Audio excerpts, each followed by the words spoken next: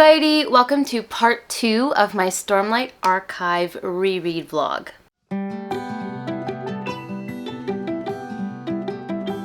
The Stormlight Archive is one of my favorite series of all time, and in preparation for Wind and Truth, like everyone else and their mother in the fantasy community, I am rereading the Stormlight Archive to prepare for it. For the first part of this reread series, I completed The Way of Kings, Words of Radiance, and Edge Dancer, and I will have that vlog linked down below.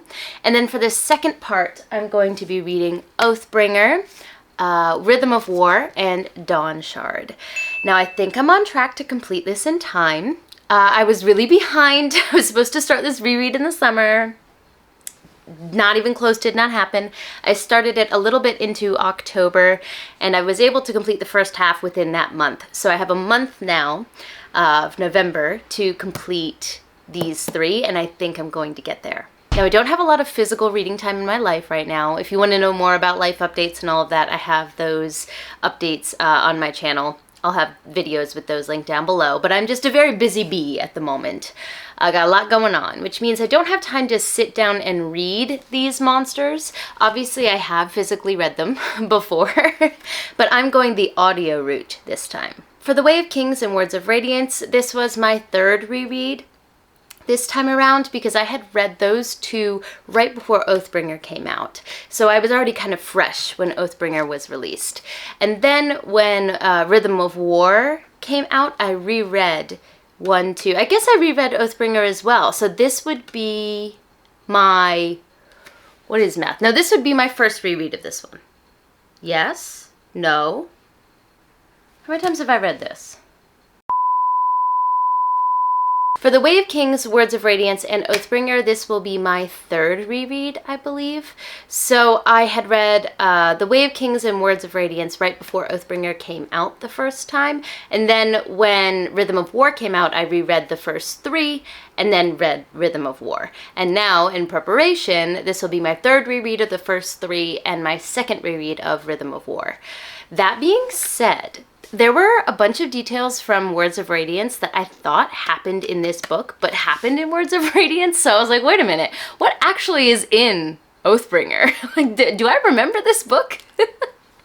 So this is going to be a really interesting experience. I know that this is Dalinar's book, and I know that this book made me appreciate him as a character a lot. I remember that very distinctly. And I also remember the quote that a hypocrite is just a person in the process of changing, I think. I might have butchered the actual word order there, but the sentiment is the same, and I remember that quote specifically. But outside of that, I don't remember so many details of what is actually in this book, so this is going to be an interesting experience for me. Also, these reread vlogs are full spoilers for all of the Stormlight Archive that has been released up until this point, so if you have not read through Dawnshard, tread carefully, okay? Because I'm going to be talking about theories, crossovers, Easter eggs that I notice. I'm going to be revealing character deaths, things like that. So if you haven't read the series and do not want to be spoiled, come back after you've read it and we can experience it together. I do remember Oathbringer feeling a bit slower because Words of Radiance is my favorite in the entire series. I think it is just perfection. It's everything Sanderson is good at its peak. It's just such a phenomenal book. Even on the 3rd reread, I loved it. Spoiler for what you might get if you go watch part 1 down below. But I remember coming off of that high from that book. Oathbringer was not that level. It was still a 5-star. I haven't rated anything besides Edge Dancer below a 5-star in the Stormlight Archive. But that's part of what the rereading experience is, right? I have the audio from my library and it is due in 7 days, 6 days, 7 days, one of those. And I think it's 54 hours. I mean, this is huge. This is such a big book. Like, that's over 2 days of audiobook that I have available. I don't listen at 1x speed, so it will go a little bit quicker than 54 hours, but still, that is pretty wild. But I do think that I can finish it in the next 6 to 7 days. There are a lot of people waiting, so I need to finish it in that time. Otherwise, I'm going to lose it. So I'll be doing this audio, then I'll move on to the Rhythm of War audio, which is also at my library, and I'm on hold for it. But there aren't as many people waiting for that, so it shouldn't be too difficult. And then I will read Dawnshard physically. If I can, I'll do some immersion reading because I really enjoy doing that with the Stormlight Archive, so we'll see.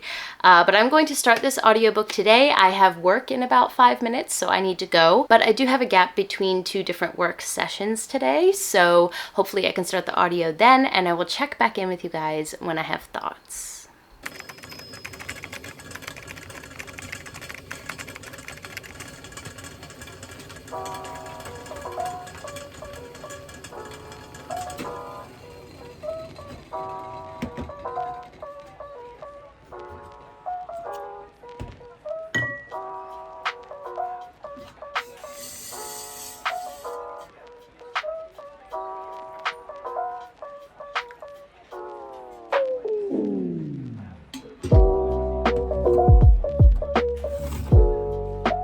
Hello, it is the next morning. I just finished my morning work and I'm going to take a minute here before I go to my second job. I had 1 cancellation today, so I actually have a few hours.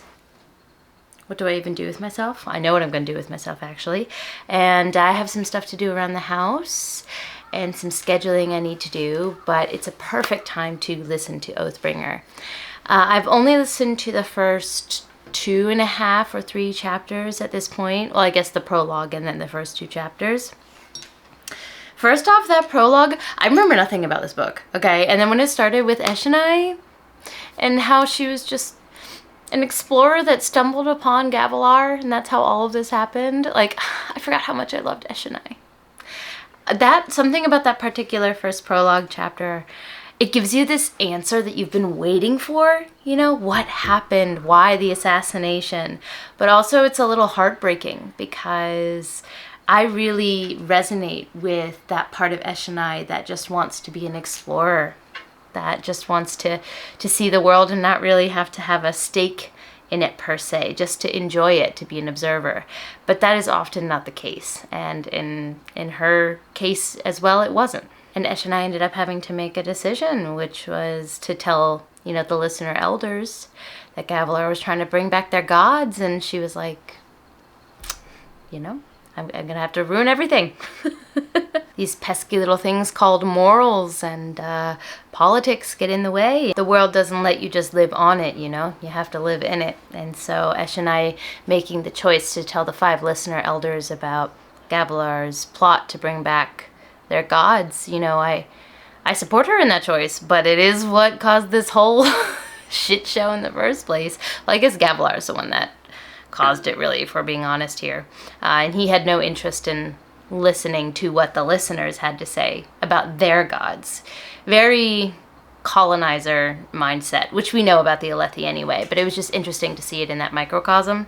Also, this is some of the best green tea I've ever had. Hatsu's mom got it for me. Typically, I don't like green tea bags, but this is yamecha, which is from a specific area of Kyushu called Yame. And it's so potent. This is my 2nd cup, and it still almost looks like matcha. It's crazy.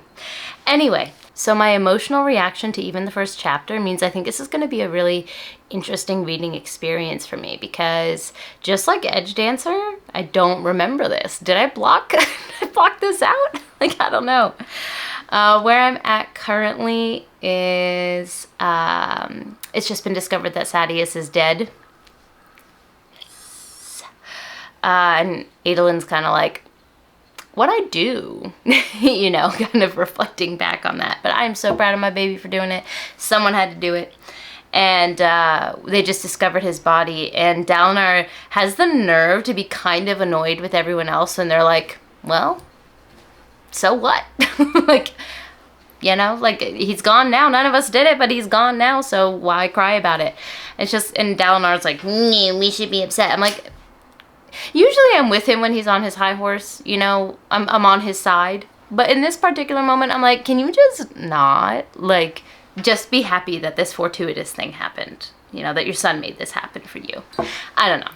I know that the whole idea is that, like, you know, sticking to your code even when others don't. I get that. I get the theme. I do. But can we not judge others for being happy he's dead? Like, that's just a bit too much. But yeah, I have no idea what's coming next, so I'm kind of excited. It's an overcast gray day, perfect for lighting a fall candle, putting on this audiobook, and doing a bunch of laundry and scheduling and vacuuming and all the stuff that needs to be done.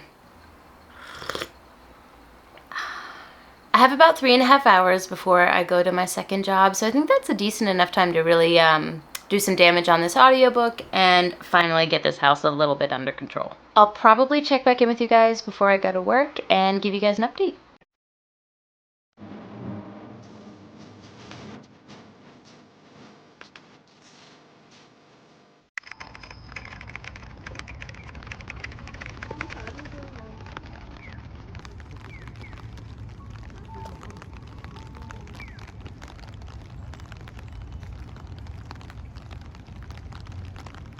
It's a coffee and work kind of day.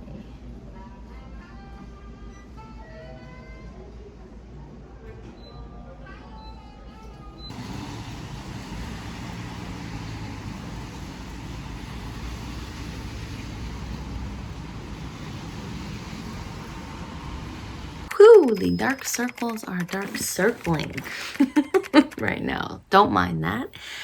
I am about to go to bed, but I am, oh, it's on my phone. I think I'm about 30% of the way into Oathbringer. So I wanted to sit down and talk about my thoughts so far. I am loving this book so far. I remember the middle of the book feeling a bit sloggish, so it might be that I'm not at the slog yet, but so far I'm eating this up. Like, as soon as the Midnight Mother came up, I don't remember her actual full name, but as soon as her shadow kind of creature started coming up and the murdering started happening, I was like, oh my God, I forgot about this. Yes, I love this. It's so unique, okay? That part of the world building, so interesting. Also, Shalon starting to fracture into all of her different personalities, losing her mind little by little. We love the chaos. I had also forgotten how much I loved seeing her development, though, of Vale specifically. Vale is such an interesting character. Where I'm at specifically right now is I just finished the chapter that's from Rock's perspective. And we all know Rock is my baby. He's like one of my favorite characters in the entire series, if not my favorite. I adore him. And being able to see from his perspective for a full chapter was just, I forgot that that was in there and I got so excited when that perspective showed up. So that's what I just finished reading. I also adore Lopin, which is another reason why the Dawnshard novella is like one of my favorite things Sanderson has ever written, because it has two of my favorite side characters. So I love Rock, Rysn, and the Lopin. Those are like three of my favorites of the entire series. And Dawnshard has Rysn and the Lopin together on a ship. Like, ugh. Anyway, I'm getting ahead of myself. The Rock chapter had all of those characters. Well, not Rysn, but it had the Lopin. I clearly am tired. All right. Another aspect of this book that I am adoring is Dalinar having to deal with the consequences of his past in people's suspicion of him now. Like, we know him intimately as a character now, and that he's going through or has gone through some monumental changes to his personality, so we know he's being honest in his desire to work with people. But the fact that all of the monarchs are like, absolutely not, I'm not letting the Blackthorn in my city, like, you're just trying to conquer us, just get out my face with that, absolutely not. It's so realistic and reasonable. Like, it's like, I remember when I read this the first time through, I was frustrated on the behalf of Dalinar, but maybe now that I know Dalinar's whole story, it's like settled in me, you know, what he was, like the awful, horrendous person he was, and what's gonna happen at the Rift. Oh, I don't know if I'm ready to read that. It's coming though. Like, we're building up to that reveal, and I don't know if I'm ready for that. Because I do remember that plot thread all the way through. But this time around, maybe because, like I said, that knowledge has had time to settle, I'm like, yeah, I wouldn't let him into my city either, honestly. Don't really blame the monarchs. Maybe it's also because I know in the end they end up coming together that I don't feel as much like anxious frustration, like, oh my God, the world's ending, put aside your, your stupid mini quarrels and things like that. I do feel that urgency, but a little less because I know, right, the timing of everything. So maybe it gives me a little bit more empathy towards their position and why they would have acted that way, because it completely makes sense, really. So far, the least interesting parts to me are the Kaladin parts, and I do remember that kind of being the case in this book.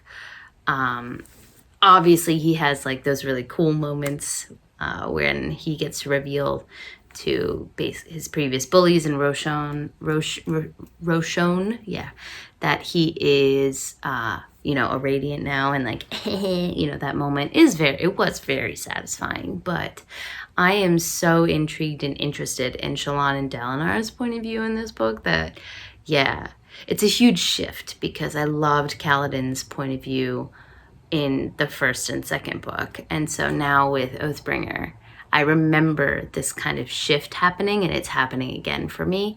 Which perspectives I prefer, it's shifting. Oh, and Eshonai, oh baby, when they find her body in the chasm, and Venli just strips her of her armor and walks away. It's like, Eshonai deserves so much more than that. I really just, I mentioned when, in the first check-in, when I first started this book, I'd forgotten that we started from Eshonai's point of view. And as someone who has this wanderlust like deep in her soul, I get Eshonai and her desire to see the world in a way that I think if you don't have the travel bug in the way that I do, it might be, a little bit more difficult to understand that aspect of the character. But I felt that wanderlust so deeply. So it struck me harder than I remember understanding Eshonai. So when you find her body broken in the chasm, it's like, oh no, broken, her drowned body. It hurt my heart a lot this time around. So, but then we have her, I forget what they're called, but like the good spren. Her little good spren is now following Venli around. And that storyline came back to me right after the spren wiggled out from underneath Eshonai's body. I'm like, oh, right. Like there's like good spren here, but it can't be seen by the void spren. And like I said, I don't remember what the good spren are. So that'll be fun to like rediscover that. But I do remember she follows Venli around. And I think she ends up winning Venli over, if I remember correctly. But then Venli has to pretend that she hasn't been won over. So there's like that dichotomy going on inside her. I'm pretty sure it's what happened.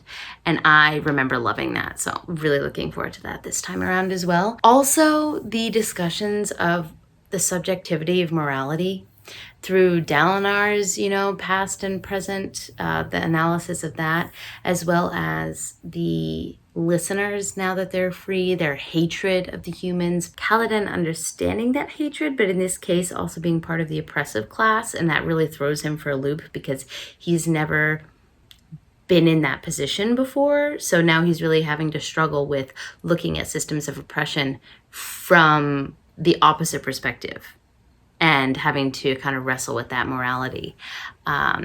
All while having a spren that requires him to stick to his specific oaths of protecting people. Like, it is a very complicated analysis. And I'm just loving all of the points being made from all of the different perspectives, because there isn't like one answer given to us. It is shown from different perspectives, from points of view that would make sense to have that perspective, if that makes sense. So I think that it's a really interesting thematic part of this book. And I remembered that I liked it, but I didn't remember all the details of it. So I think that that's so far really well handled and really well done. So I am tired. So I'm going to go to bed. We have an early day tomorrow.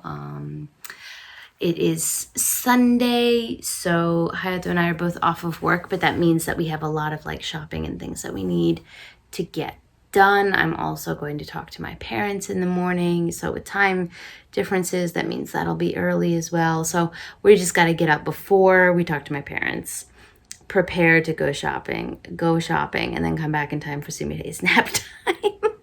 And then the afternoon, Hayato's going to make a really nice dinner for us. So I am looking forward to tomorrow. It's just a busy day. So it is 10:20 right now, and your girl is tired. So I'm going to, you know, wash my face. Hopefully, I think some of these dark circles are makeup that I rubbed while I was, you know, like laying on the couch. I hope, because I'm full raccoon mode. I hope some of this is makeup. I'm gonna go wash my face, do my skincare, you know, the usual, and then crash. But I'll get some more, a little bit more of the audiobook listened to while I'm washing my face and all of that. I only have it for 2 more days, so I need to like listen. I need to focus. Okay, this needs to be my main goal. I think I can get it done though, because I'm thoroughly enjoying it. So let me get off of here and actually go do that so I can finish in time. And I will check back in with you guys probably tomorrow.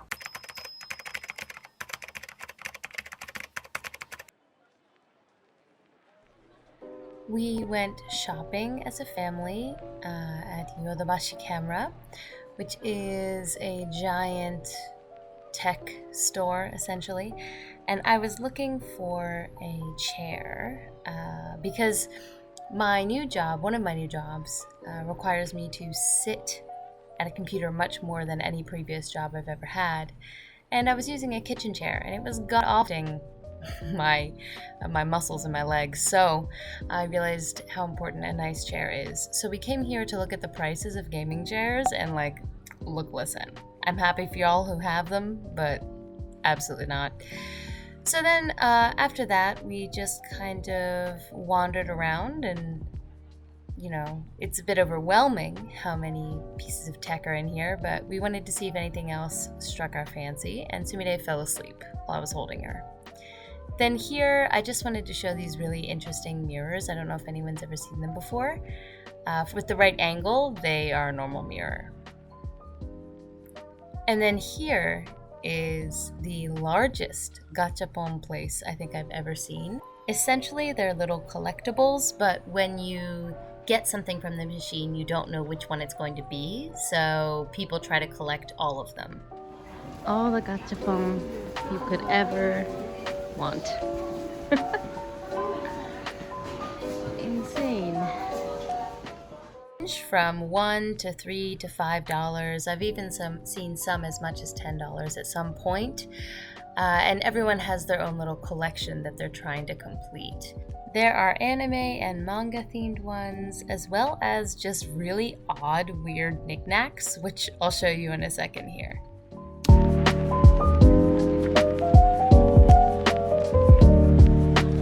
If you need a mushroom earplug or a mini cheese, I guess cheese miniature, they got you covered here.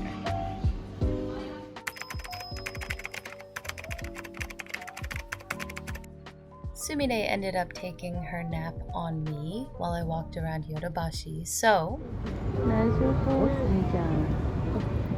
we decided to go to the Hakata Christmas market rather than return home.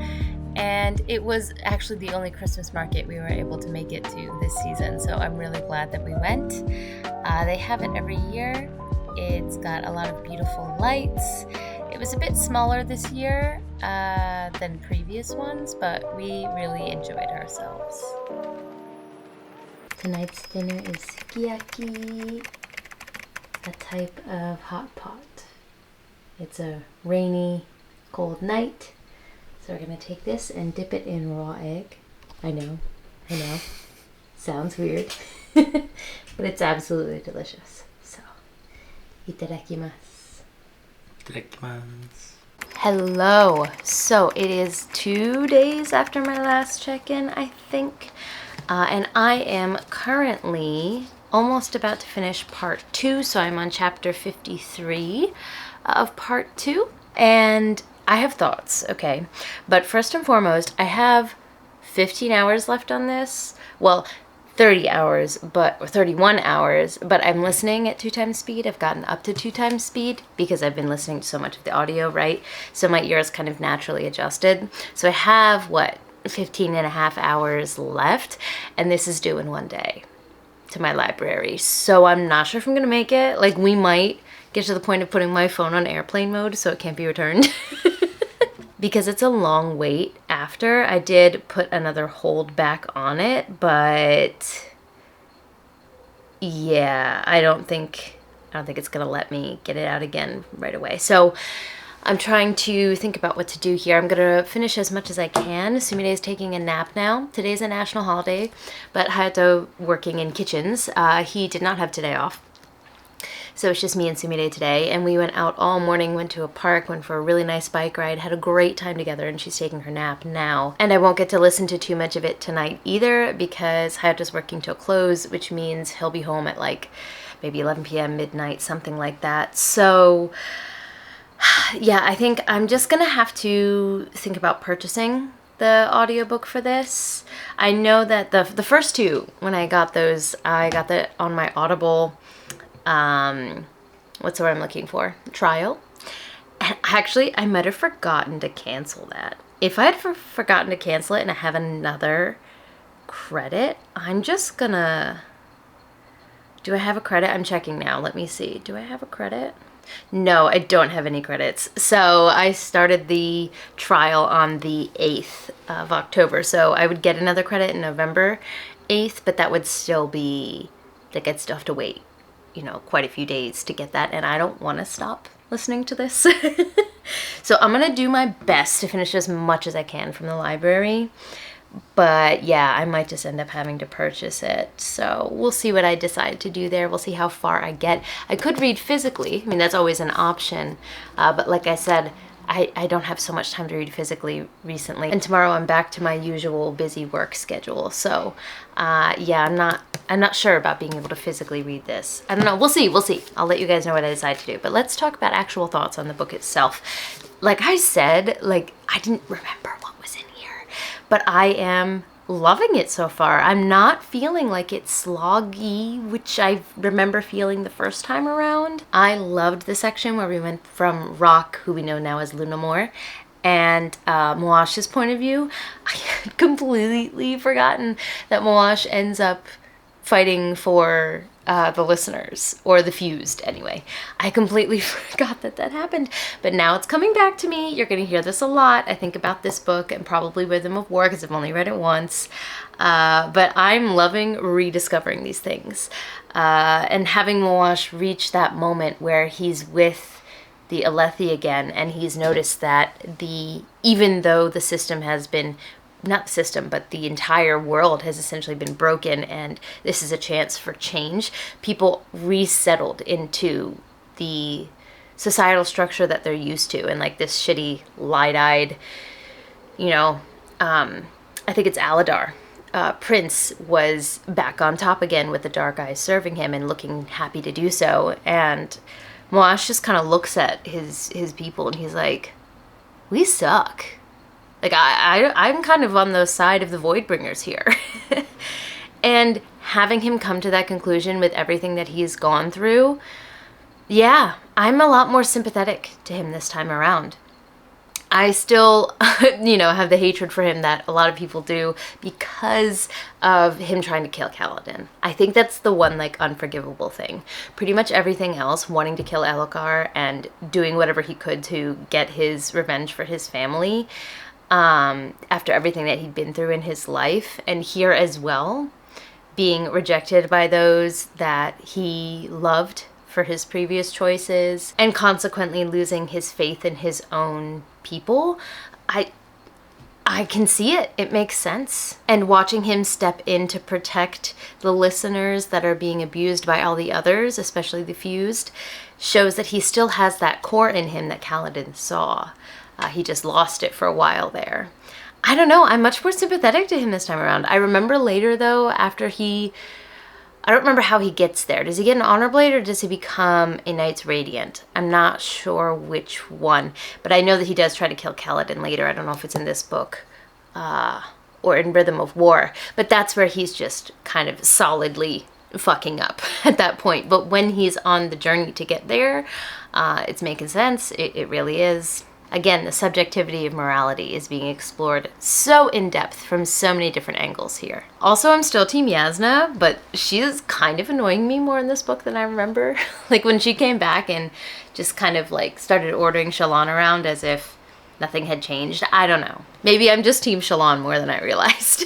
Shallan running away from everything and everyone is annoying, I will admit. Like in the beginning it was fun watching her develop these personalities, but now she doesn't know how to do anything but run to the personalities, and reading that is like, oh, come on girl, like get a grip a little bit here. So the annoyance is there a little bit. I'm still very much Team Shallan, but I get the annoyance a bit more here. Dalinar is starting to bring people into the visions as well, and I love that development. I remember getting really excited when that happened the first time around as well, so I'm thoroughly enjoying this book right now. Now, to be fair, I am only, what is that, 30-40% into the book, so the slog feeling could be in this middle area here, and I just haven't reached there yet. But so far I'm really enjoying this and the development's happening. So let me stop rambling and get back to my audiobook because I'm in a time crunch. I'll check back in with you guys once I've made some progress or I've decided what to do with the audiobook. When she forced her eyes open, she found the room clean of the darkness. The corpses of her midnight creatures had dissolved.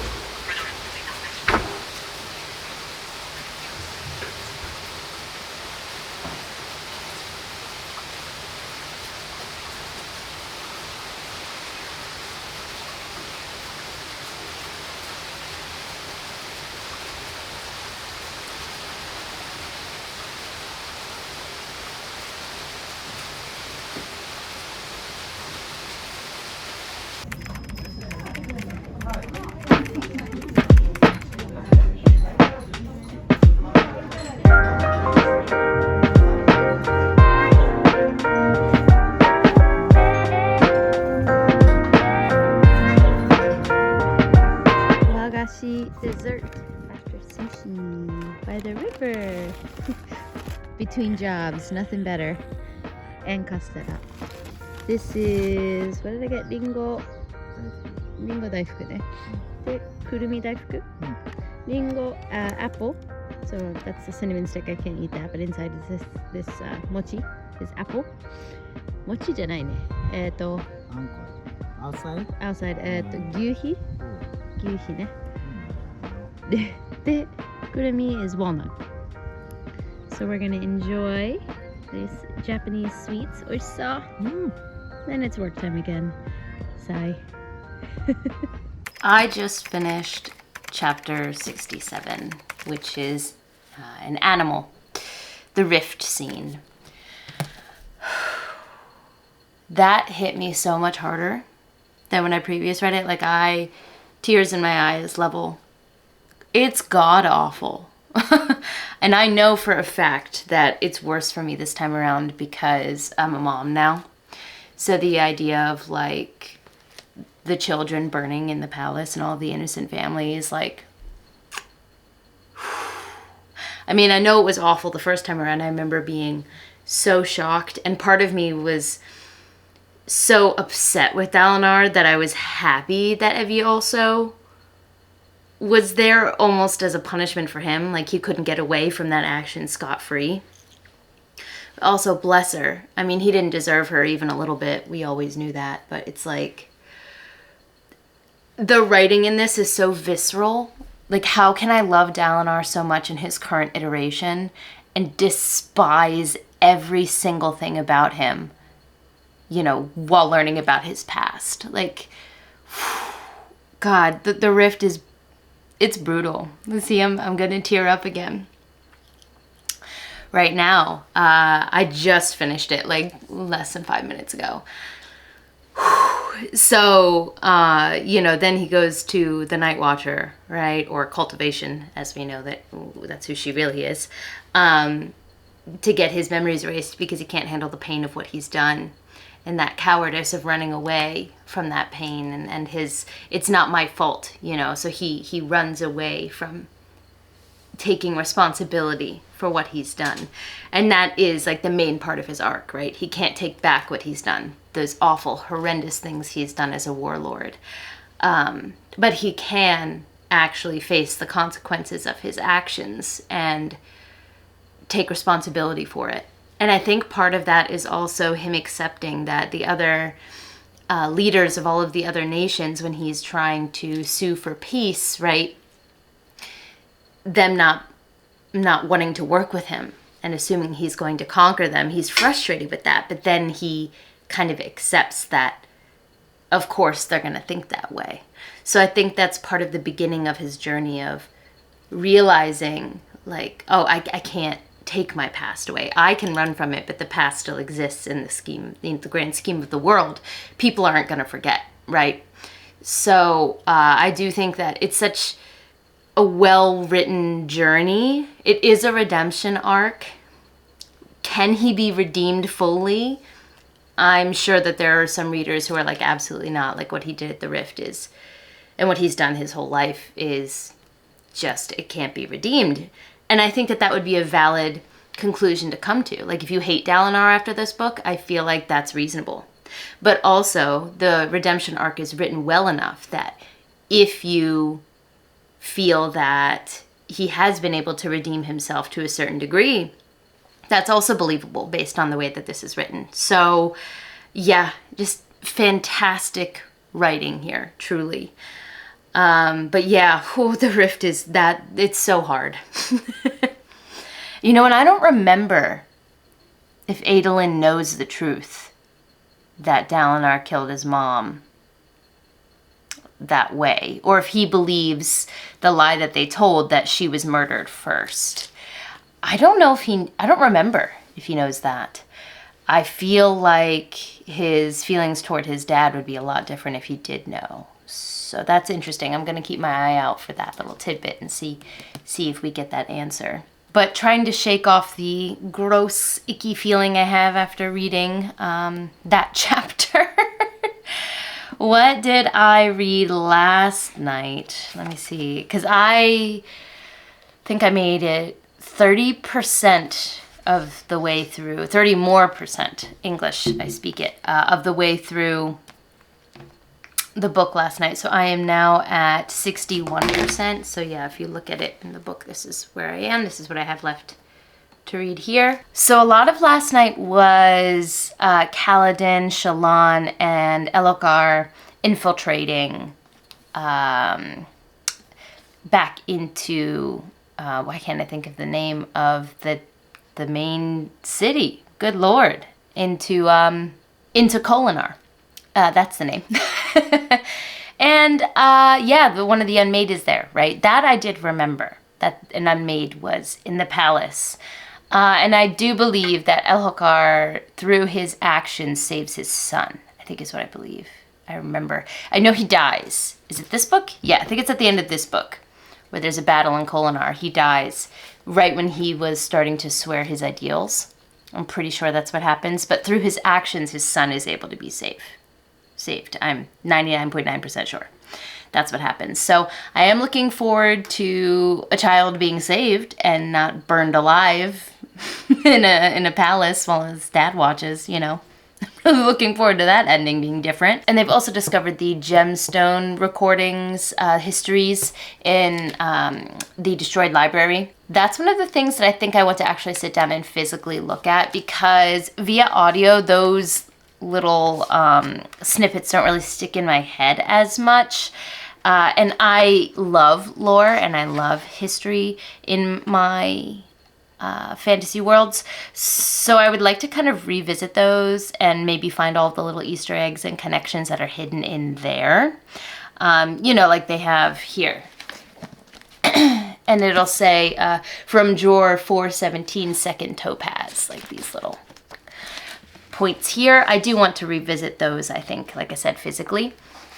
But I am interested. I don't remember exactly what we learn in Oathbringer from that. I think it's Rhythm of War, where we learn that the humans are actually the Voidbringers and that they were the external force that arrived on Roshar and became colonizers. And I believe that that is what caused the Recreants, right? When the Radiants found out about that. So I think that's not here though. It's being hinted at in here that there's this big secret that the current Radiants are not ready for, that the Stormfather knows. So we are getting hints at it, but I don't believe that's revealed until Rhythm of War, because I remember being shooketh, gasping out loud when that was revealed. Pretty sure though, that's not in this one. So I don't remember exactly what we figure out from the gemstones. I do know that Navani starts to make her fabrial breakthroughs through some of the material, I think, from this gemstone history. I'm pretty sure I remember that, but outside of that, I'm not quite sure. So I'm excited to continue with that and see what they discover, and discover it myself apparently for the first time. The library has not taken back my audio yet. It was due in a day at some point yesterday, so I don't know what the time limit is, but fingers crossed. You know, it's so rude when you're listening and suddenly they take the book back. Like, at least let me finish my chapter, you know? So I'm just waiting for that to happen, but it hasn't yet. So I'm gonna try to make more progress. Like I said, I'm at 61% now. I do have work to do though in the next couple hours, and then I'm working from early afternoon until late evening. So I'm definitely not going to be able to finish today. It's more just about what progress can I make. So I will check back in with you guys soon. Okay, I am heading to work in like 2 minutes. So this is going to be an extremely quick check-in, but I just have some thoughts that I needed to capture on camera real quick. I am here. I am on 962, chapter 13, Hypocrite. So this is where Dalinar really has to confront who he was in the past, and he is a hypocrite. Now that he has his memories back, he realizes that he has to grapple with that, and he's trying to figure out how to move forward. And he slipped back into alcoholism. So that's where I'm at right now in the book. But actually my thoughts have nothing to do with that. My thoughts have to do with Shadesmar and that group.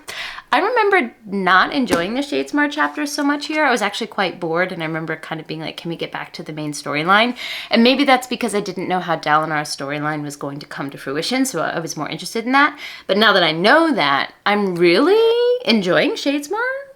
Surprised by that. But the one thing I wanted to come on here and say is, like, I had an epiphany. Is Azure Vivenna from Warbreaker?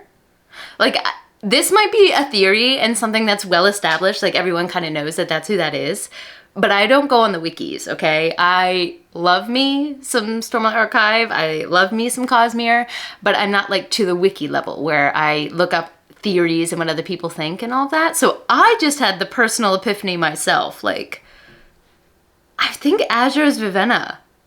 Like the little hints, that's the vibe I'm getting, and that makes me excited.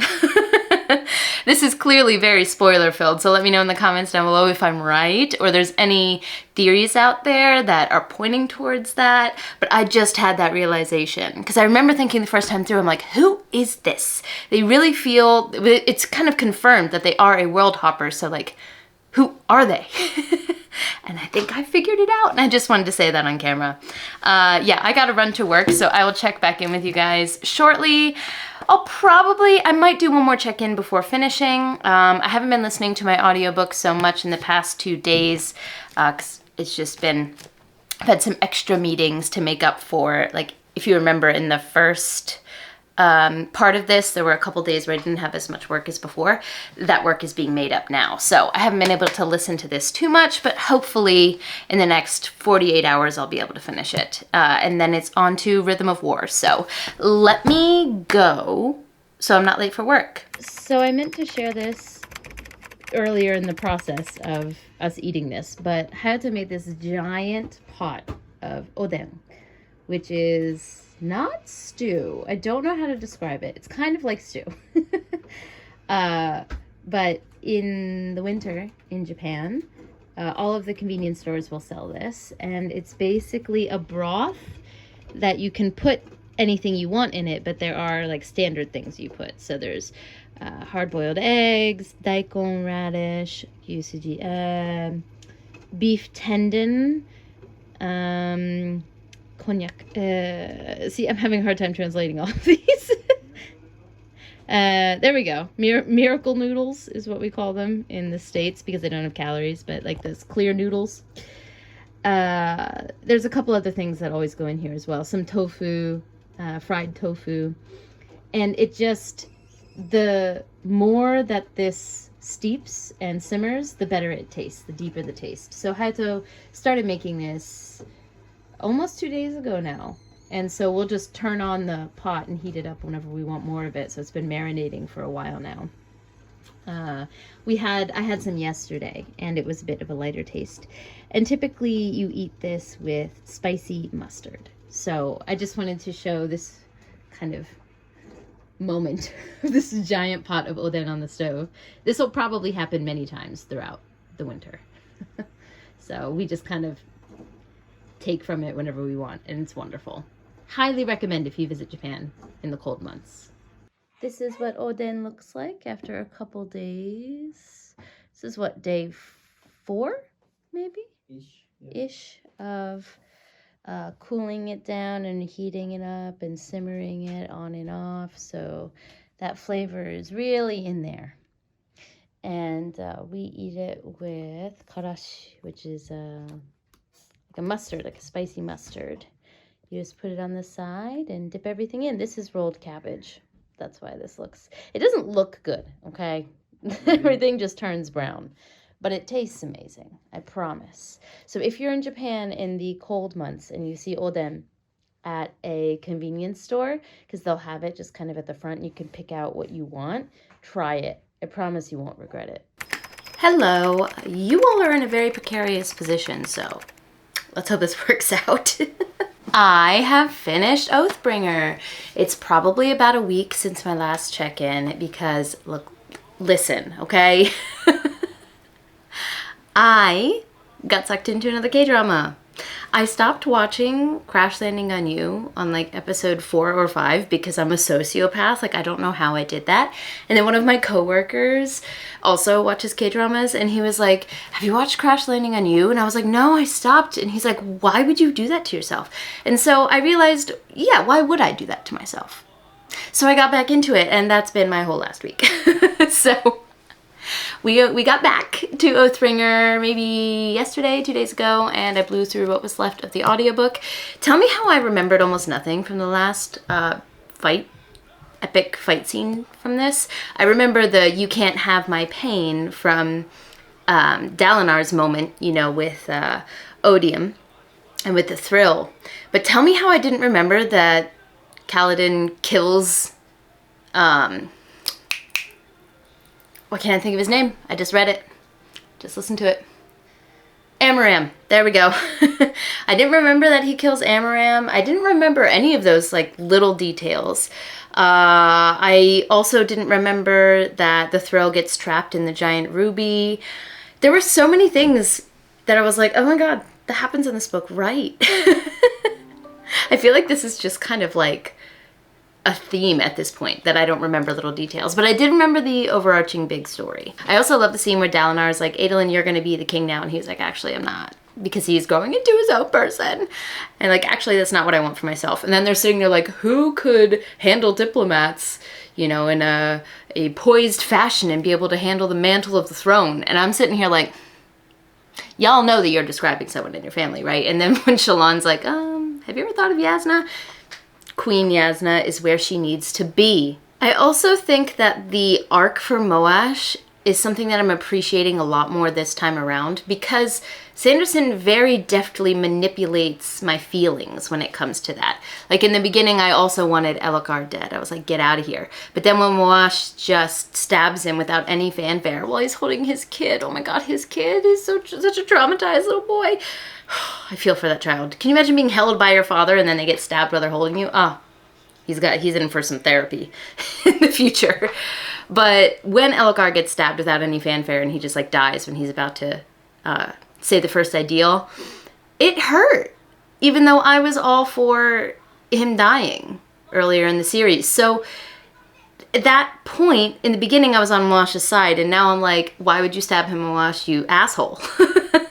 So I am being very deftly manipulated in the way that I think, in the way that that Sanderson wants me to be. You know, I'm along for the ride when it comes to that. So I do have a friend who's a Moash apologist, and she's like, Moash did no wrong. I'm more sympathetic to that this time. I'm still on the fuck Moash team, but I'm more sympathetic. I really am. We also get the reveal in this book that the humans are the colonizers. They are the invaders. And when you think about it, so many things line up.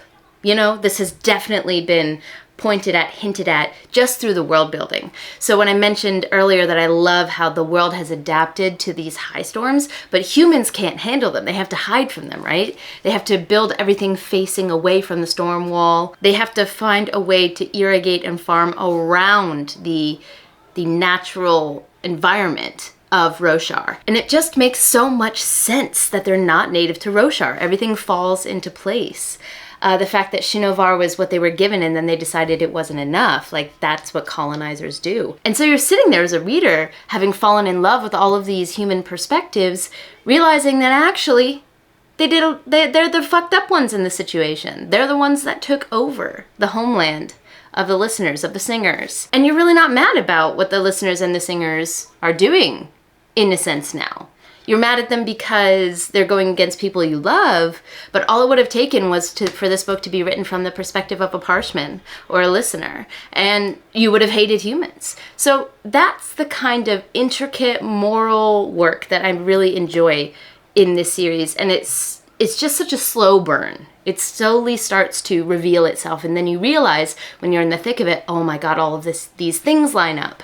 It's masterful. It's just masterful. And we do start to get those listener perspectives through Venli in this book. And in Rhythm of War, I can't remember names right now. Once I start reading, it'll all come back to me. But we do get very strong listener perspectives, or singer perspectives. Can't wait for that, because I think that I'm really going to appreciate that more upon reread this time around. Now, did Oathbringer knock Words of Radiance off as the top book? No. No, she's still sitting at number 3, all right? There were things that I really enjoyed about this book, clearly, from all the check-ins that I've done. I think it's a 5-star book. But within the Stormlight Archive, Words of Radiance is still taking number 1, because I put this down, right, to watch a K-drama. Words of Radiance could not put it down for the life of me. So yeah, that's still solidified as number 1. So now moving on to Rhythm of War. I did have that on hold for my library, but it recently got returned. Like the day before I finished Oathbringer. So I'm really hoping that I can get out another hold on that soon. If I can't, I may do just what I did with the first 3 and purchase them, because like I said, I'll listen to them later in my life. So I think that is what I'll do. If I can borrow it, I will. If I can't, I'll purchase it. And I'm hoping to blow through that in the next week-ish, week and a half, and then I'll read Dawnshard, and that should be a 1 or 2 sitting book. I can't stop myself once I start reading that book, so that'll be quick. And then we will be all cut up just in time for Wind and Truth. This actually timed out perfectly if I can finish the audiobook of Rhythm of War in the time frame that I want to. So love this for me. I am loving being back in Roshar. We had a little break there, now I'm back. Let's see where it takes me next. Say hi. Joseph. This little one is determined to be in my lap today. So she's going to be here during this update. So I have started Rhythm of War. This is the tab situation from the first time I read it. So I started this a couple days ago, and I just haven't had time to like sit down and talk about it. There's a lot going on right now. When isn't there a lot going on? We're heading up to Tokyo. Actually, Hayato left today. And then this little one and I are heading up tomorrow after I finish work and she finishes nursery school. So tonight, it'll just be me by my lonesome in the house, which means that I can play my audiobooks as loud as I want. What a party. So I plan to do that tonight. Where am I? I am around page 160 right now, so not very far in. I haven't been prioritizing this as much, but then I realized how far into November we were, and I was like, see, that's got to change. So I started prioritizing it again this morning, and I've blown through quite a bit already today, so it's looking good, especially if this little one sleeps on the plane. It'll be a night flight tomorrow. So fingers crossed she sleeps for me, and then I can listen to this with my headphones. So it's looking good. We're making progress. Right now, even though I'm 160 pages in, my main thought is like, I can't believe that I was surprised when I realized about the allomancy in Oathbringer, because I had forgotten that this book just from the get is just all, it's clearly an allomancy crossover with the magic of Roshar, like it's not even a question. Talking about all the fabrials. Simi-chan, please don't open this and spill it everywhere. You're going to, aren't you? Talking about all the fabrials and how different metals, you know, serve different functions in combination with the spren, all of that. It's, I don't know, I hadn't remembered that that was part of this series in such a big way, especially with the fourth book. Sumi-chan, yamete. You want to go on the floor? Asande? Hi. You can play down there. Here, I get it. Dozo. My review of this on Goodreads is one of the only reviews in which I've included a meme, because I typically don't like to do that in my reviews, but this one is just the Leonardo DiCaprio meme of him like pointing, like, you know, at the screen, because that's what this entire book is, and now I'm remembering that point. Like, I think there's tons of purple tabs in here, and those are like world building crossover moments. Blue is sadness, so I was sad a lot in this book. I don't remember that. And orange is frustration, so there's some frustration happening. But Kaladin, where am I at right now? Kaladin has just been taken off the front lines because he's freezing up in battle. And that is the right choice, without a doubt. Just a moment, my little love. And Ile was murdered, although I don't remember who did that. I assume that reveal happens in this book, but I don't remember what the reveal was. Was it the Ghost Bloods? We'll find out. The thing that I remember the most from this book is Navani, and oh my god, what is the name of the singer? Because they, you know, they storm, I remember that they storm Urithiru, take it over, and then decide not to murder everyone in there, and they're all trying to coexist together. And I can't remember the name of the singer who is their main scientist, who Navani ends up having like a battle of wits with. I remember the two of them, and I loved their dynamic. So I remember that. Is there anything else I recall? I recall Kaladin's, you know, he always has his moment where he like comes out of his depression or his issue that he's having at the time and like levels up. So I remember his big battle with the fused that can like teleport going through the big atrium of Urithiru. I remember that scene really clearly as well. I don't got much else though in this noggin right now. So let's see what comes up when I keep reading. It's been a really interesting experience so far, because when I'm reading, I'm like, oh right, that happened. So I remember. It's not like I'm reading it for the first time, but I couldn't tell you what I'm about to read. So this will be a really fun experience. It's only my second time around, so it's not so surprising. I will check back in with you guys once I make more progress though.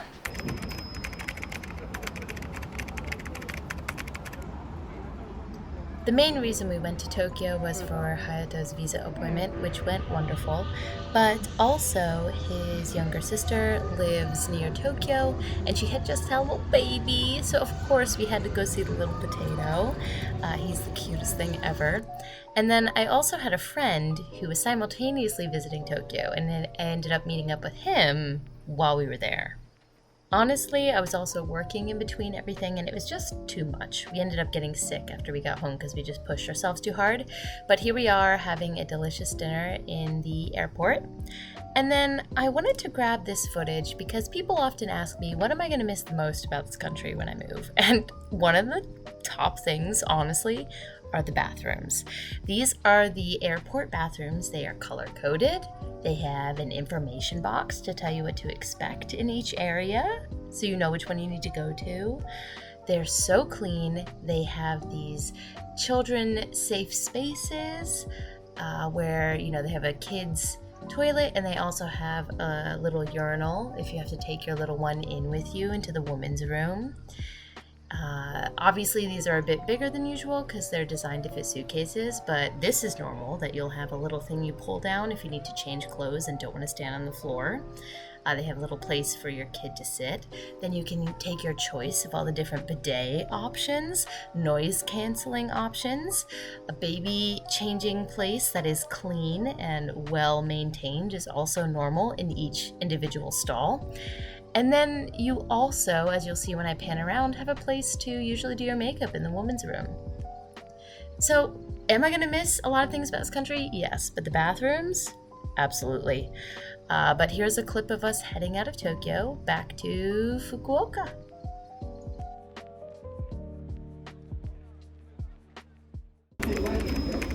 It's been almost a year since we've had our favorite barbecue. Tagyu, tagyu, tagyu.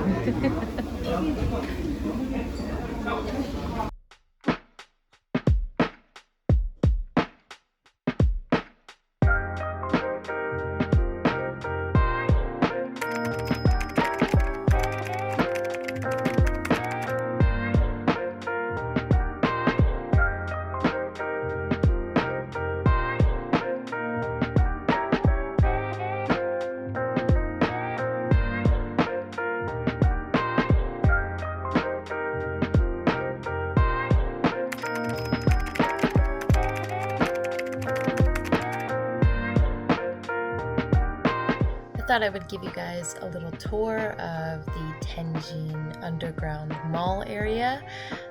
This was one of my last chances to do my Santa duties, so I decided to try to do what I could. This is an underground mall that stretches under the main road in Tenjin, and it connects to the basement levels of pretty much all of the main department stores, and as you can see, it also has major shops in it as well. And then the basement floor of pretty much all of the department stores will have a food area. So this is called Aji no Town, and this is in the basement of Solaria's stage, I believe. And there's just a plethora of restaurants that you can choose from.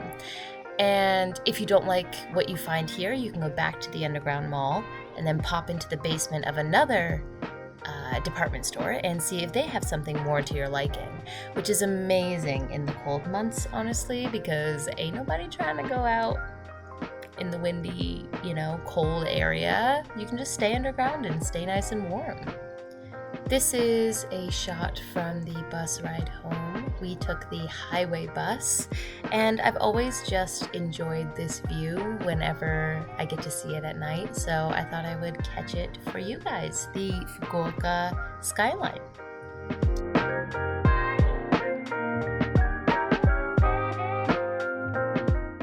Hello everyone, it has been ages since I've checked in. Life has been lifing. As you can tell by the fact that I just got my finger in the camera like a geriatric millennial, which I am. I forgot to bring my tripod today, so we're just going to be shaky in the car. So Hayato and I had his visa appointment in Tokyo, so we ran up for a whirlwind trip for that. I didn't take any days off of work, so I was just doing telework in between all these other things we were doing. It was just a lot. Then one of my best friends came to visit from the States, and I wanted to prioritize time just being with him while I was still living in Fukuoka, so didn't take any clips at that time. Did read a little bit though, made a little bit of progress, because he's also a reader, so we were able to read at the same time for a little while. And then now I'm in the car on the way to get my ankle surgery. So it's just kind of been like one thing, the next thing, the next thing. So while I really enjoyed making the vlog for the first read-along, my reading has kind of slowed down, and therefore making the vlog has slowed down. And amongst all of this, I'm preparing for Christmas because I'm going to be out for a week with this surgery. I'm going to be in the hospital for a week, and then I'm going to be in a cast until the 27th. So my Christmas capabilities are going to be less than usual. Unfortunately, Santa Taylor did not get everything done that she wanted to get done, but that's okay. We'll see what we can get done when we get out. So now that I've given you all the disclaimers and all the excuses, where am I? I don't remember my last check-in. I don't remember what I said, but I think I am about 40% or 50% into the audiobook now of Rhythm of War. And I don't know if I mentioned this in my last check-in, but I know that I mentioned it at the end of Oathbringer, I think. Yeah, I said, is this allomancy? Okay, I had completely forgotten that Rhythm of War is very blatantly allomancy connected. Like, the amount of times that we've talked about metals in connection to Fabrial so far, I'm like, how did I forget? How did I forget this? This is like a key part of this book. So yeah, Dum Dum Taylor from Oathbringer. I guess that's what happens when you only read a 1,000 plus page book one time. Like, you forget. So right now, Taravangian is getting ready to betray Dalinar as Dalinar marches his main army out. So we're about to get the takeover of Urithiru by the Singers. So I'm very excited for that, because I know that that's when a lot of the goodness happens between Navani and I think it's Raboniel. So I'm very excited for that dynamic to come back. But yeah, so the troops are about to get taken over. They're about to lose their first big battle. And Kaladin is right now finding his stride with helping people with mental illness. So he's kind of finding his own purpose outside of battle. And then Shallan is battling with Formless right now. She's losing it. Barely keeping it together in Shadesmar. And they are about to arrive at the Honor Spren stronghold. So that's kind of where all the main characters are right now. I remember the main plot beats, but I don't remember if we get the reveal of this last thing that Shallan did. You know, this thing that's making Formless appear. We know that she slowly choked out her father while singing to him. Casual, you know, trauma there. We know she murdered her own mother, who tried to kill her first. So, you know, again, casual trauma. But I don't remember what this final thing is that's making Formless appear. It's kind of bothering me that I don't remember. I also realized that I didn't remember that it was Pattern that is the spy.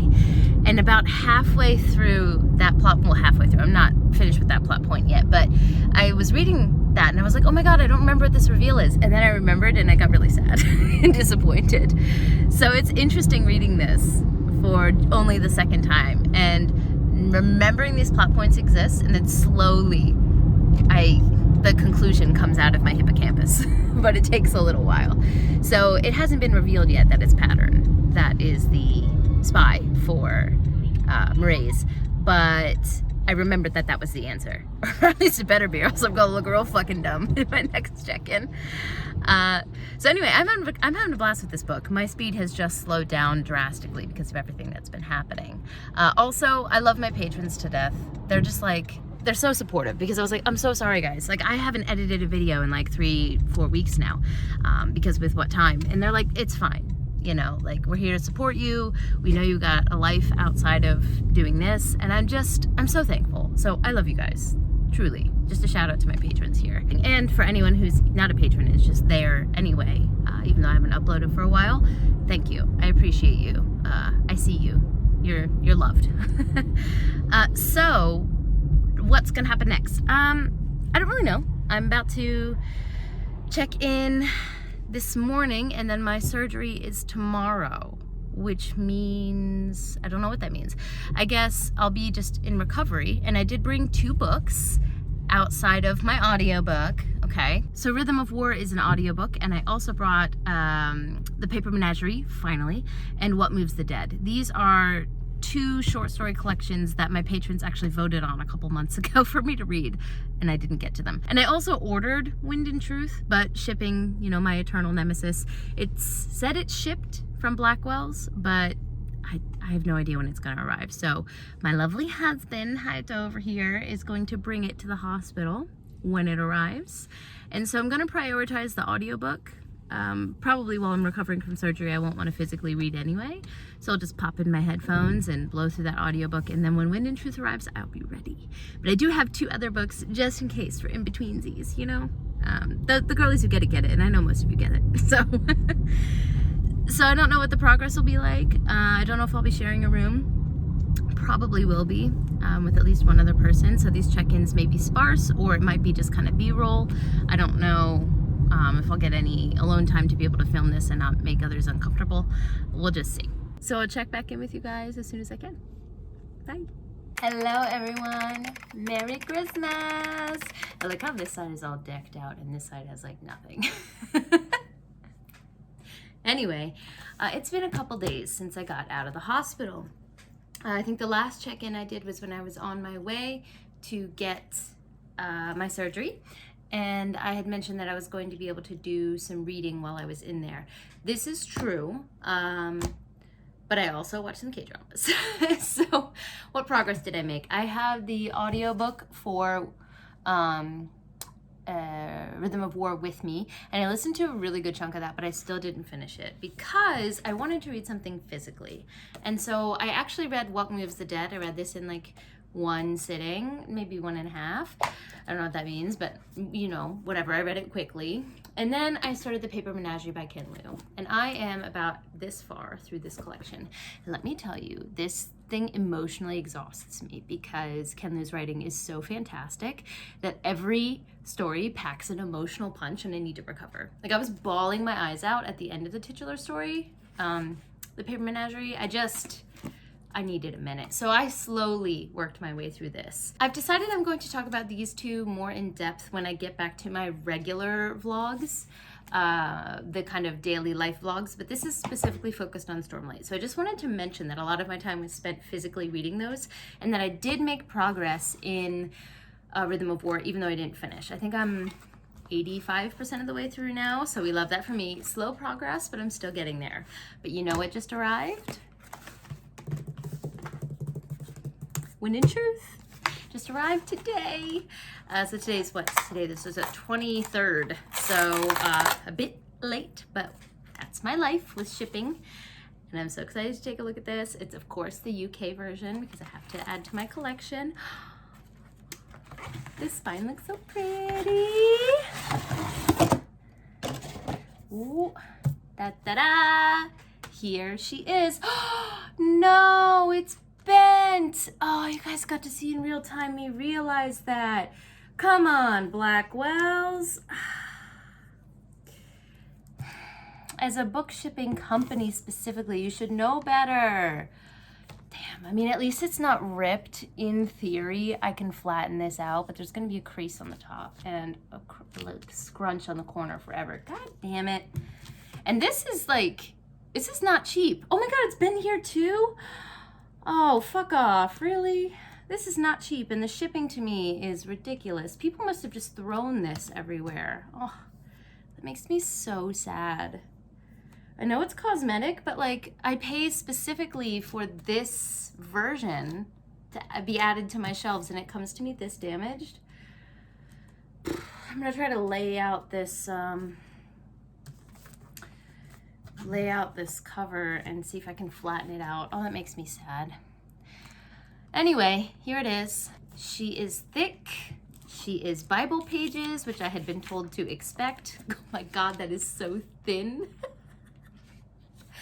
Yep, Bible pages for sure. And the count on this edition is 1,328. So, originally, I was hoping to be right on track to read this along with everyone else who got it, but considering I just got it today, like that wasn't gonna happen, and I like to read these physically the first time, so, you know, I'm just gonna do at my pace from here on out, but this is going to be a very much a priority read for the end of December, beginning of January. It'll probably just bridge over that gap, because today was also my last work day. Yes, I just finished my last consulting session about an hour ago, so your girl is on vacation time, and I got myself a little pour of whiskey to celebrate that at the moment. Heta's coming home with Sumi Day soon, and we're just gonna spend time together as a family. Tomorrow's Christmas Eve. We don't have any big plans specifically for tomorrow, except for like the traditions that we do in my family, which is opening one present Christmas Eve and then the Polar Express as a family. Outside of that, it's just like Christmas vibes, you know? Sumi Day is definitely not old enough to remember, but I feel like the warmth and the joy can start to seep in, you know? And kind of become a core part of her being. So I'd like to make sure that that happens. My in-laws are then coming over on Christmas. We're gonna spend the whole day together. I've got a nice dinner prepared, open presents, just kind of relax. And then New Year's is Japanese style New Year's. So we have two big events very close to each other. But I'm very lucky that Hayato's family, my in-laws, just take over the planning for that. So Christmas is the biggie for me. So I've got our stockings all hung up. I have a couple of presents still to wrap, to put away. Not being able to walk has made being Santa very difficult this year, but I'm doing what I can. But anyway, so all of that to say that I am now on vacation time until January 7th, which is so exciting. So that means I'm definitely going to be finishing Rhythm of War, and also this baby's going to be opened. So at this next check-in, I plan to finish Rhythm of War and then talk a little bit more about the details of that and my thoughts on it. Because honestly, like right now I can't recall specific thoughts that I had while listening to it in the hospital. Probably because I was also like drugged up on a bunch of pain meds. But yeah, next time I check in, I will give you a little bit more detail about what I think about it. I remember the main plot beats that the listeners have now taken over Urithiru. Kaladin, why would I say it that way? Kaladin is now in hiding. And Navani is communicating with the Unmade. Not the Unmade, oh my God. The name of the spren in the tower. It'll come to me. Editing Taylor added in there. But he's communicating, or she's communicating with that spren and trying to navigate around Raboniel while at the same time being really intrigued by her and everything that she does. And at this point, Dalinar is not aware that the tower has been invaded yet. So I will give you more specific thoughts next time I check in, but I just wanted to open this. It's really a shame that we had to witness together how beat up this book is, but regardless, I am still very excited to get to this, so I'll see you guys soon. Okay, so I'll do a check-in for Rhythm of War soon. I'm actually almost done with the audio finally, but today is December 31st, and we're doing preparation for Japanese New Year. So there's a soup called ozoni that you always eat every New Year, but every section of Japan has their own type. So for Fukuoka, you use agodashi, which is, dashi is the fish stock made from ago, which is the flying fish. So we have these dried flying fish here. Every year, Hayato's mom makes this, but considering we're moving, I want to learn, because I want to make it for Sumire. So she brought these. This is what they look like when they're stored, and then she told me I need to take 8 of these and break them up into small pieces to start making the base broth. So I'm going to spend my morning breaking up some dried fish.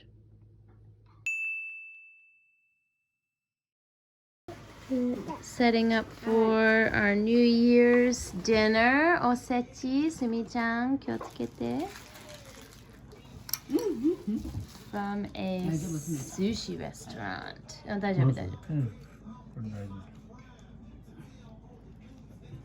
いただきます。いただきます。Cheers! 乾杯！乾杯。ちょっと待って、すみちゃん。乾杯！ Alright, don't mind me in my editing cave late at night with my fish tank that needs to be cleaned behind me. But I finally have a chance to sit down and filmed one of my last check-ins for this, probably at this point, ridiculously long Stormlight reread vlog. So I finished Rhythm of War yesterday, 2 days ago at this point. And I have notes.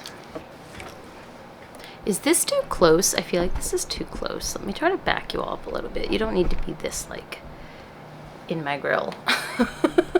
I feel like that's a little bit better, a little bit less up close and personal. Yeah, I have notes because apparently I remembered nothing about the last 200 pages of this book. The Sanderlanche was a void in my brain. I remembered the huge plot points, which is, you know, Taravangian becoming at least a portion of, if not all of, Odium. That's like the main thing that I remembered. But listen, Rock being gone forever, I forgot about that, my baby. I was so sad when that happened. I'm just gonna go down my notes and see what my thoughts were. Right, I forgot how much, I forgot how much I really didn't like Lirin Kaladin's dad, what an asshole, okay? Listen, they ended up kind of coming together at the end, but through no doing of Lyran's. Like, Kaladin apologized. I'm like, for what? For being who you are? His dad is the perfect example of a parent putting their expectations of how they wanted to live their life on their kid and not apologizing for it, and I'm not here for that, okay? Lyran needs to get his act together. Not a fan of him whatsoever. Kaladin swearing the fourth ideal. I remember that he leveled up in this book, as he always does. That's one thing about this book that I want to mention now, is Kaladin's arc felt repetitive to me the first time that I read it, and it still does this time around. I understand that depression is a repetitive issue, and the point here is that he never really addressed the core of it. Thank you, my love. That he never really addressed the core of it, so he was doing that in this book, and I get it, but the repetitive nature of him falling into a deep depressive hole and then leveling up at the end, it just lost its kind of like inspirational quality to me. So yeah, he got the fourth ideal. Great. It just didn't hit like it did with the previous books. I forgot though that his battle with the Pursuer is what actually causes Leshwi to step in, and then the Singers, you know, have the rift between them. The two different factions between the Fused and Leshwi and those who are willing to work with the humans. So I kind of forgot that that was one of the catalysts for that. I forgot that Moash killed Teft. Like, I remember that this book solidified, you know, the fuck Moash mentality for me, but I forgot, like, what it was. I thought it was just him being a dick to Kaladin and sending him all these awful visions. But he kills Teft. I forgot. That made me sad. Then also Navani Mercy killing Raboniel using anti-void light. Again, there was a void in my brain where all of these things happened. Like, during the whole Navani and Raboniel sections of this book, I remembered them together, and I remembered that I loved them together and actually really liked Raboniel, but I completely forgot that Navani kills her. Like, really, really kills her. I feel like it was the right ending, but also I'm really gonna miss having her on the page. She was like my favorite character, one of my favorite characters in this entire book. So yeah, I did remember that Navani bonded the sibling. That I did remember. Look at me. But I forgot that that made her a bondsmith. I didn't make that connection. So now having both Navani and Dalinar being bondsmiths is gonna be really interesting, I think, in Wind and Truth. The Shadesmar chapters, I remember not liking them the first time around. They felt like a slog for me. They felt great for me this time. I was very invested in the Shadesmar aspect. Maybe because I already knew a lot of the big plot points. Well, apparently not, but some of the big plot points from the main, you know, Urithiru and Roshar chapters, that Shadesmar was more interesting to me, the reveals that came there. And I forgot the big reveal that the Spren chose, along with the Radiants, to die, essentially, for the Recreants. Listen, it was like I read this book for the first time. You know, in a way, that's kind of fantastic. So when that reveal happened, I gasped. I was shooketh, because it was like my first time reading it. Sumire kyotsukete ne. I did remember just before the reveal that Pattern was lying to help Shallan. Why was her name so hard for me to recall there? To help Shallan, and was talking to Wit rather than Mraize. I did remember that, so I think in a previous check-in I had forgotten that it was Pattern that was the spy for a little while, so that one did come back to me before the reveal. Speaking of reveals I didn't remember, Testament. Completely forgot that Shallan killed her first Spren. Again. Did not enter my brain, apparently. So that was fun to experience for the first time again. I'm very proud of Shallan. She finally admitted all of the murders that she committed, all 3 of them. And I'm excited to see where she goes in Wind and Truth now that she's done that and kind of absorbed Veil back into her. So, love to see it. The Sion as well, for the Elantris connection that was in that little cube, brought me joy when I read it for the first time. I love Elantris, so I'm surprised that I didn't recall that. But yeah, I'm very excited to get a crossover there. I remembered Venli's arc. So I do remember that she was radiant and swore her first ideal. That locked in there for some reason, outside of everything else. But I forgot that the little reveal at the end there where Venli finally reaches the listener camp and a chasm fiend comes up and is just like hanging out with everyone. Intrigued. Cannot wait to see where that goes. And the fact that Venli and Eshaniah's mom, I forgot her name right now, Jaxeline maybe, that she gets to bond with Spren and come back. Love that. So basically now that I've given you a Sanderlanche summary as if I read it for the first time, one other takeaway that I had from this was how much, that is an apple, my love, was how much, jozu jozu, sugoi sugoi, apple, was how much I adored Rlain. Is that a papu?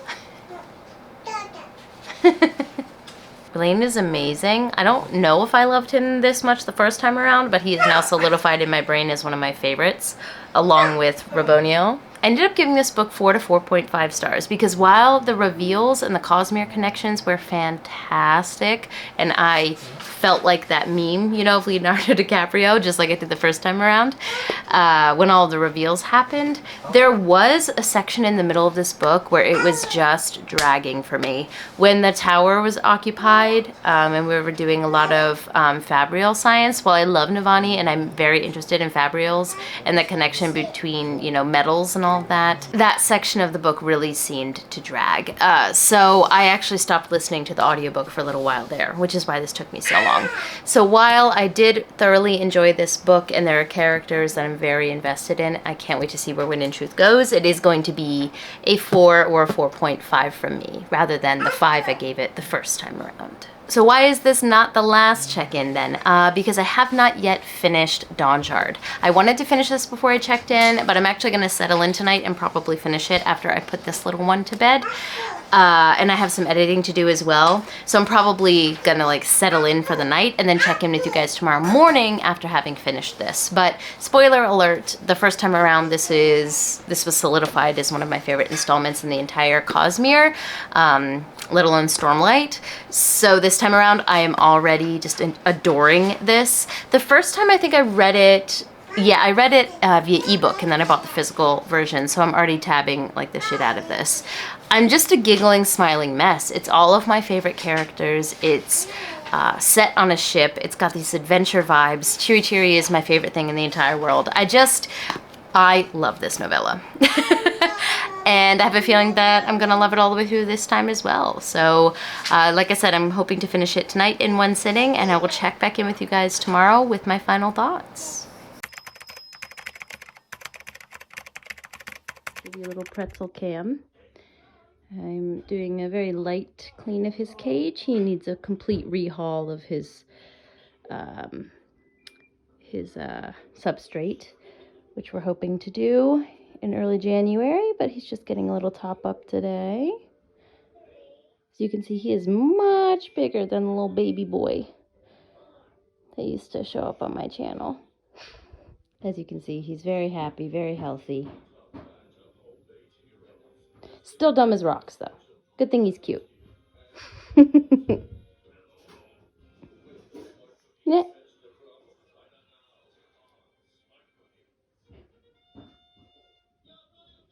Good thing you're cute, sir.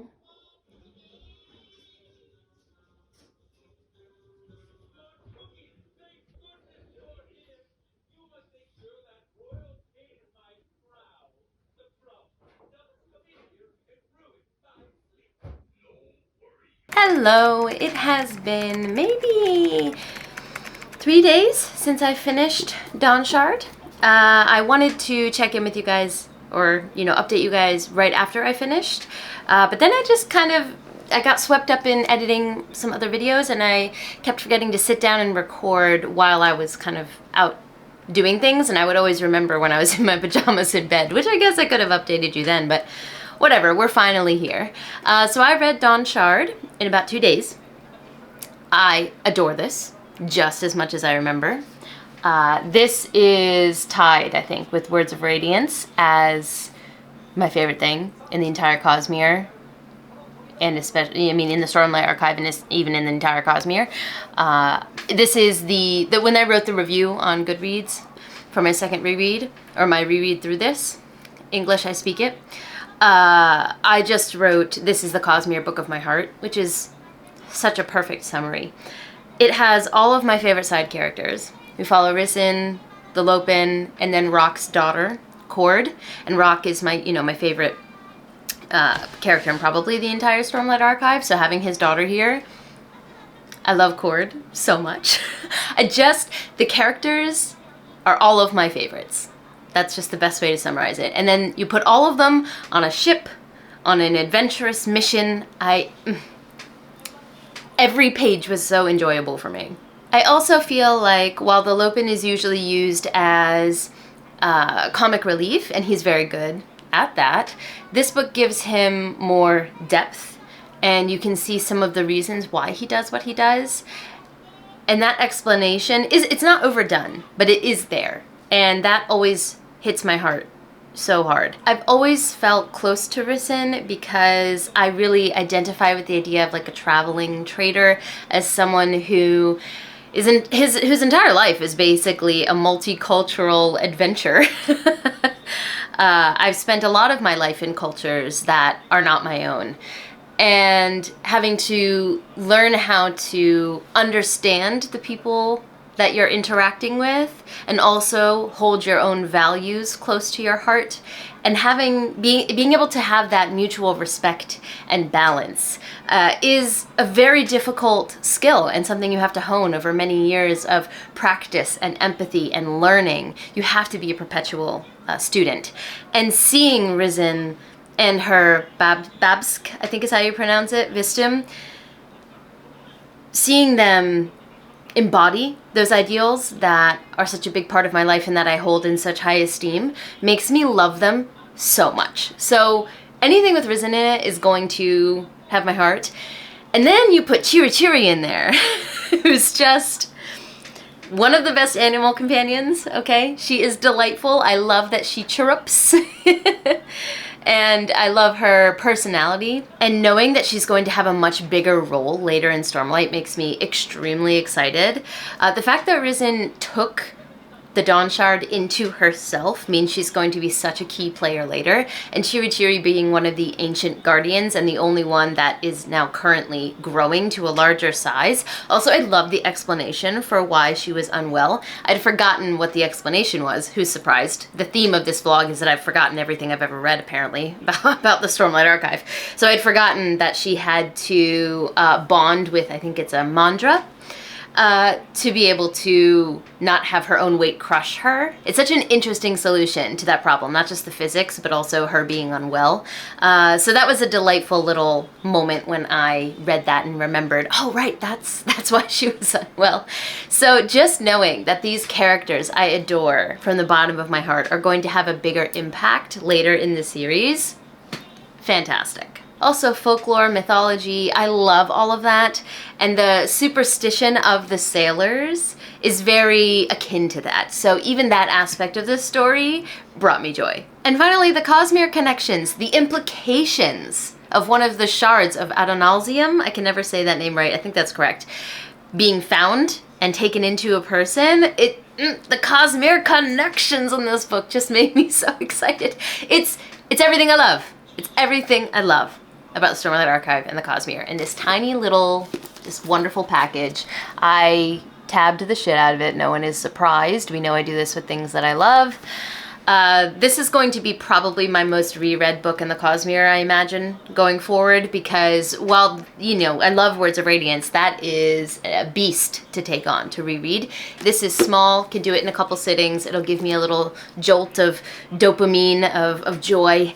And so I can see myself rereading this probably the most in the entire series. Now that I have gushed about my love for Dawnshard in an inordinate amount, it's time to close out this vlog. So I'm going to start Wind and Truth probably this weekend. I've taken a break off of the Stormlight Archive, and I read a couple smaller books that I had that I wanted to get to. I finally read Hortari. You know what, I'll get into this in my next vlog, actually. Let me just close this one out. So I'm starting Wind and Truth this weekend. I debated whether to make an individual reading vlog for that. I still haven't decided, but I think I might fold it into my usual Japan Life reading vlogs because I want to focus a lot more on the Japan Life or like personal life aspect of my vlogs in the first half of the year, as I mentioned in my 2025 goals, because of, you know, Hayato and I moving in May back to the States. So taking on more than one vlog would probably be difficult for me at the moment. So I think I'm going to wrap Wind and Truth into a normal reading vlog, and so this will be the last Stormlight specific reading vlog. But I thoroughly enjoyed making these. I think I can foresee myself making many more themed or specific reading vlogs in the future, whether they're rereads or not. I just had a really good time focusing on one specific world and delving deeply into it. Please let me know your thoughts in the comments down below. I imagine if you're watching these vlogs, because I've made it very clear they're full of spoilers, you have read the Stormlight Archive as well, at least up until Dawnshard and Rhythm of War. No spoilers for Wind and Truth, pretty please, because I obviously haven't gotten to that yet. But let me know in the comments down below what your experience was reading the series, whether it's your first time, your 50th time. Would love to chat with you in the comments down below. Don't forget to like, subscribe, and click that bell. I'd love to have you as part of this community, and I appreciate it. But for now, I'm gonna head out. Ja ne!